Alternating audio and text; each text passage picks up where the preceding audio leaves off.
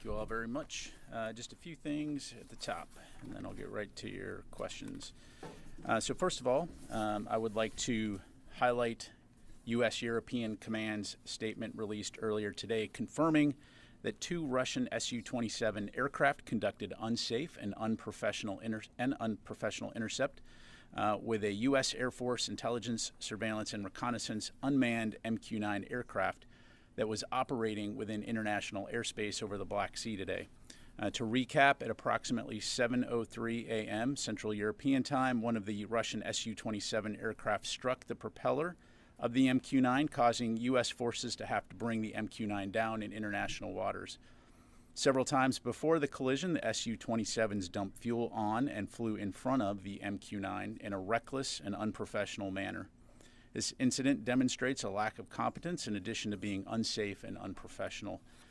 U.S. Air Forces in Europe, Air Forces Africa routinely fly aircraft throughout Europe over sovereign territory and throughout international airspace in coordination with applicable host nation and international laws.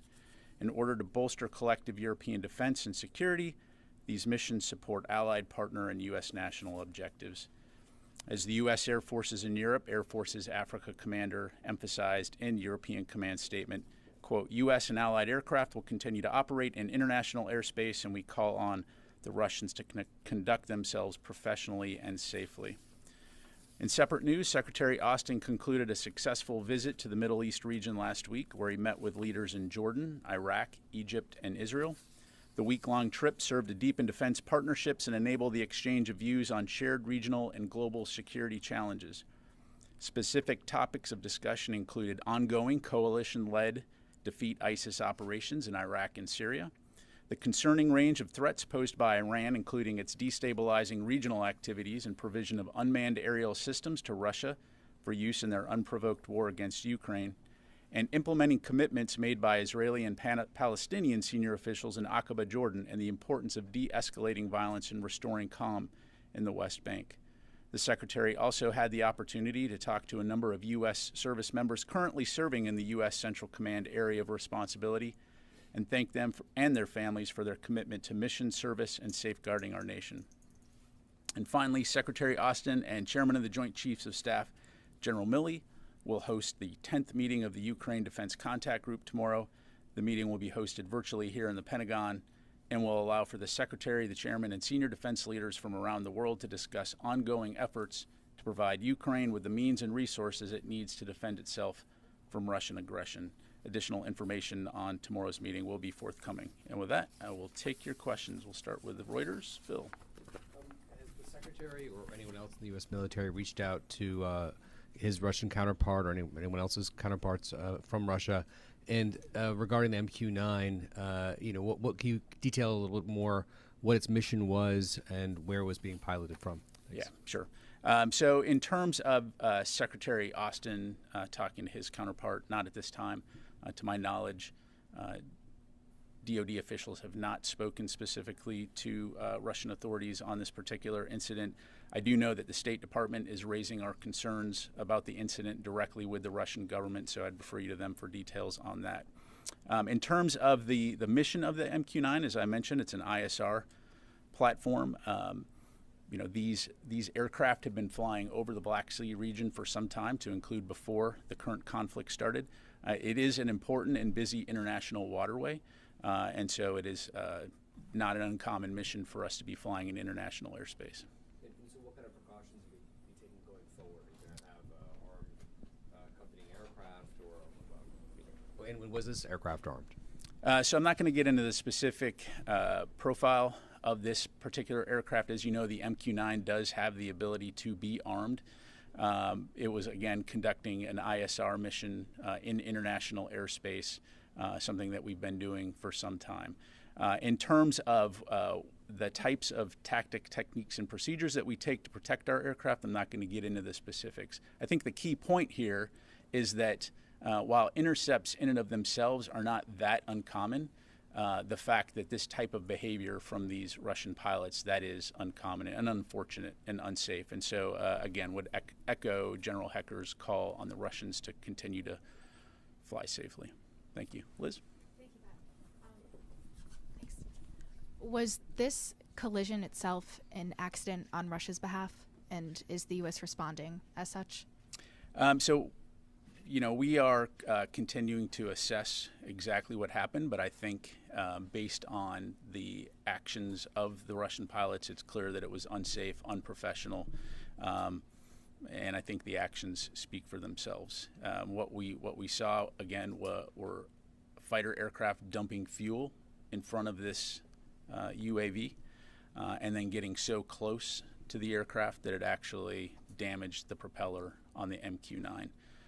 We assess that it likely caused some damage to the Russian aircraft as well. To our knowledge, we know that the Russian aircraft did land. I'm not going to go into where they landed. But again, it's just demonstrative of very unprofessional, unsafe airmanship on the part of these pilots. Thank you. One more question, sorry. Will the U.S. try to recover this drone? I don't have anything right now to provide in terms of recovery operations. If we have any updates to provide, we'll be sure to do that. Thanks. David. Is there video of the incident? Are you going to release the video? Where in the Black Sea did it happen? How close to Russian airspace? And did you say that this particular Reaper was unarmed? Again, I didn't say whether it was or was not. I'm not going to get into the particular mission profile of this aircraft. It was conducting an ISR mission. In terms of the specifics, David, I'm not going to, at this point, be able to get more specific other than the Black Sea region in international airspace, well clear of any type of, it was international airspace. And then, I'm sorry, the other part of your question? The video. Yes, so we are going through the declassification process now, and we'll keep you updated on that front in terms of imagery associated with this incident. Travis. I'm laser focused on your question. That was just a very quick one. You haven't said Reaper, but he said Reaper. Is it accurate to say it's MQ-9 Reaper? I'm just going to stick with MQ-9. Yep, thanks. Joe. Hi, thanks so much, Pat. An MQ-9 potentially contains some sensitive technology. Is the U.S. military undertaking any effort to recover the MQ-9? Is it in the waters of the Black Sea? Has Russia recovered it? Is there a U.S. naval asset in the region that could undertake that recovery? Thanks. Yeah. So again, I'm not going to get into the specifics of what's on this particular aircraft, other than again, it's an ISR platform. Because of the damage, we were in a position to have to essentially crash it into the Black Sea. To my knowledge, at this point in time, the Russians have not recovered that aircraft. But again, in terms of our recovery efforts, don't have any updates to provide right now. I'd refer you to Navier in terms of what assets they may have in that region. Thank you. Janie? Thank you, General. Regarding the North Korea's submarine launch strategic cruise missiles recently, North Korea has announced that it is possible to mount a nuclear warhead on a strategic cruise missiles.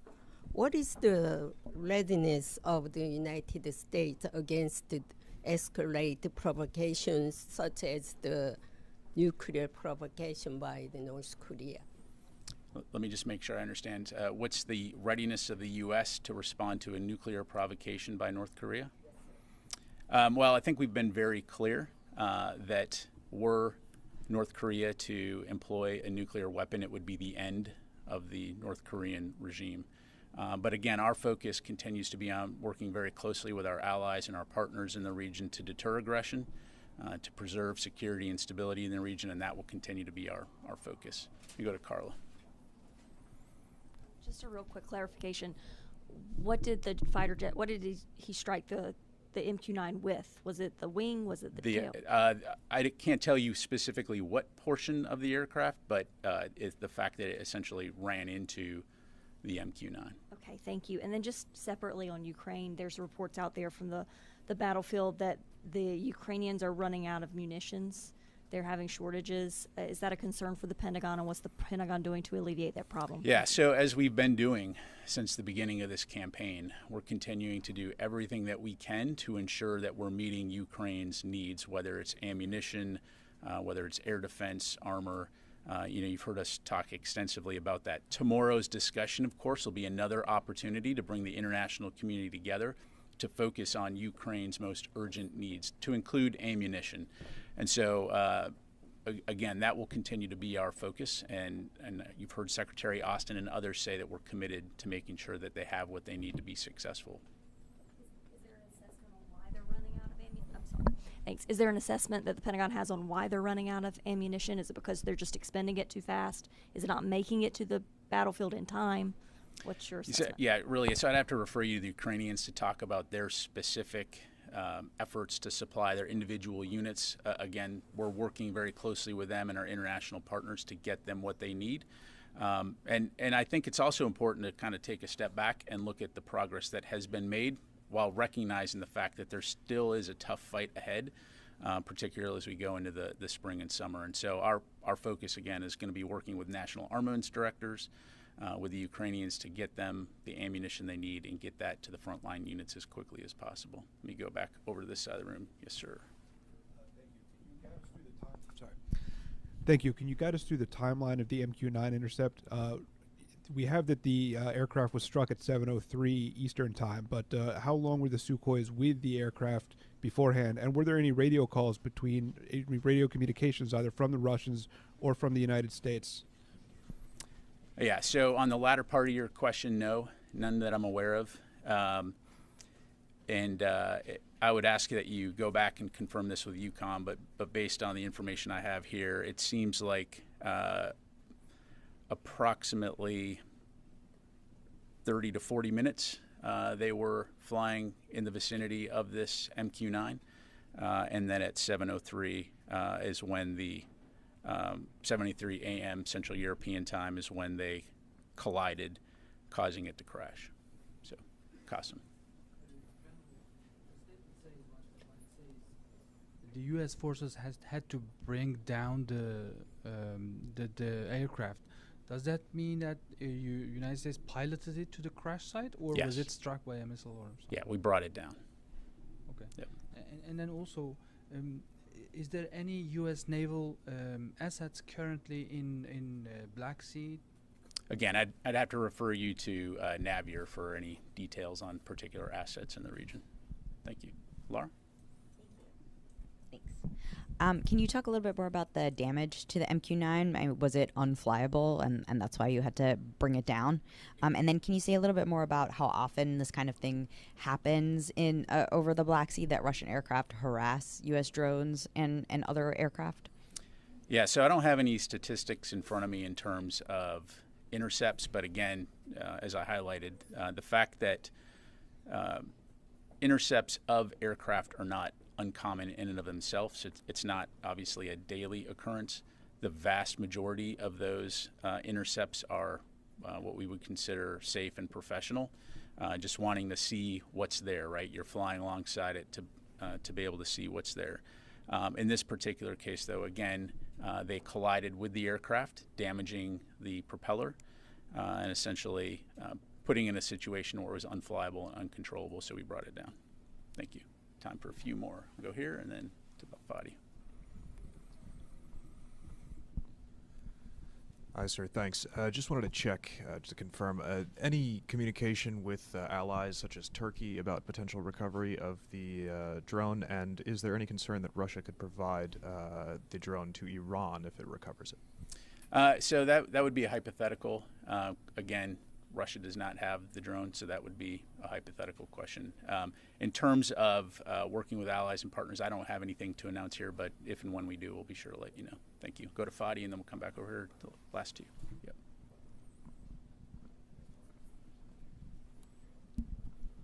Thank you, General. So when I know you don't want to share lots of information, special intelligence information, but are you able to say whether the MQ-9 was flying near Ukraine or near the Crimea Peninsula?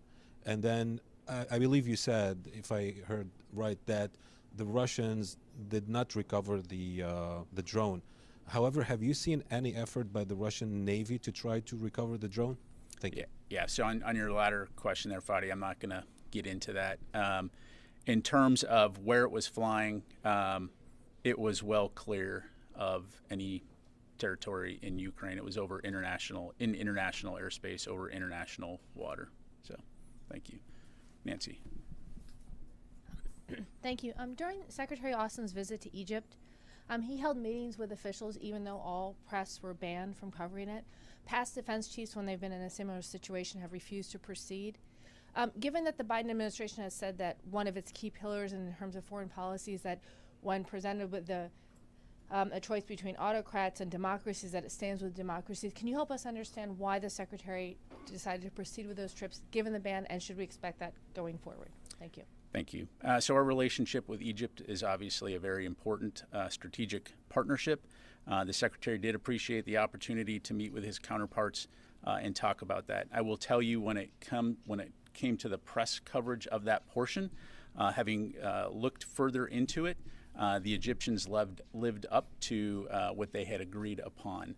Some of the lessons learned out of that was in terms of making sure that we were on the same sheet when it came to understanding press access, and so we will continue to work that. I'm sorry, could you clarify, the U.S. had agreed beforehand that there would be a ban of journalists? We did not agree to a ban on journalists. We agreed to have official photographers. We did have one reporter come into one of the sessions, but then a portion that was going to be open to the press was subsequently not held, and therefore there was not an opportunity to cover that. But again, sometimes these meetings are very small. Sometimes there's not the opportunity for media to come in. But again, it's something that we've noted, and we'll continue to work closely with governments as we visit to ensure that there's press access. Thank you. Sir. Just regarding the budget, for the last few years, the services have pursued a divest to invest strategy, and Congress hasn't necessarily bought into that. This year, the Air Force is looking to retire more than 300 aircraft, double the amount last year. Again, Congress last year didn't give that full amount. Is there a sense that things have changed on the Hill, that there's a willingness to approve greater divestment, or is this now becoming kind of a cat and mouse game of shoot with a higher number knowing you're going to get less to try to get to where you want to be?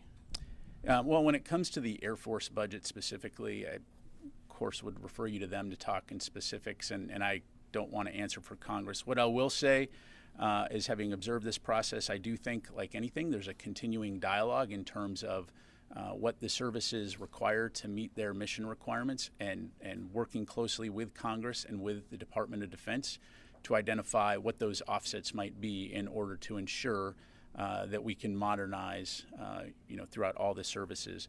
And so I think in a lot of ways, as that communication has increased, you're seeing some of the fruits of that labor. But again, I'd refer you to the Air Force for specifics on their budget. Okay, thank you very much, everybody. Appreciate it.